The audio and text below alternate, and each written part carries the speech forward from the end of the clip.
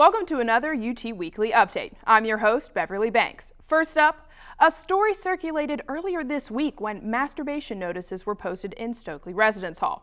The notices turned out to be fake and are part of a series of masturbation warnings in universities across the United States. So if you see men posting these signs, don't worry because it is simply fake news. Next, Uber Eats has made its way to campus. Students can now receive delivery from over 40 different restaurants in the area. It is all part of Uber's way to expand its franchise and contribute to increasing rates of obesity. Chancellor Beverly Davenport was recently welcomed to the university at her investiture last Friday. She is the first female leader of the Knoxville campus. The University of Tennessee Special Collections noted that nearly 125 years ago, women were, quote, experimentally accepted into the university in 1892. It is great to know that progress takes such a short time here at the University of Tennessee. And by the time I am retired, maybe we will have a female Smokey. On Saturday, the Vols faced a devastating loss to South Carolina, with the game ending in 15-9.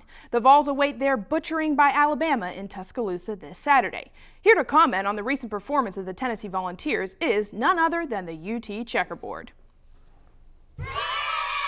Hi, how are you?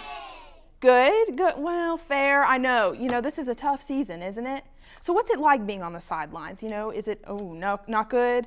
So are you are you feeling a certain way? Could you demonstrate sadness and tears? Oh, I'm sorry to hear that. Are you on the Fire Butch train you are on the Fire Butch train. So what is he like? Is it not good? Not good. Okay, so you're definitely on that train. Well, that's 0. Whoa, okay, so are we going to see you at the Alabama game, or are you going to, no, okay, you're going to go into hiding. That's totally understandable. Well, maybe one day we'll get a touchdown, and we'll see you again. Does that sound good? Okay, yeah, well, thanks for coming. Bye. Well, that was the UT Checkerboard. So up next is our national news. The Museum of the Bible opens next month in Washington, D.C. However, Jesus is not the main focus of the massive institution. The staff members say that the museum focuses on neutrality and wants to educate the public on the history of the Bible. So if you go to this museum, you may find yourself playing a game of Where's Waldo the Messiah? Jesus, where are you at though? A congressional candidate claims she encountered aliens at the age of 7 and has seen them many times since. Bettina Rodriguez Aguilera is running for a seat in Miami's congressional district. Aguilera has described the aliens as, quote, tall, full-figured, and blonde. She claims she boarded the spaceship and saw round seats. She further noted that the aliens reminded her of Jesus.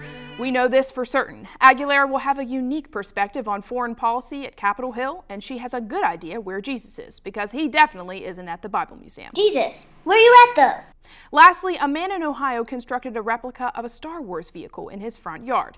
Nick Meyer spent 2 days building the replica. The Halloween-inspired display is the same height as the man's 2-story house. Meyer and definitely Bettina Rodriguez Aguilera should talk to one another and compare their notes on extraterrestrial spaceships.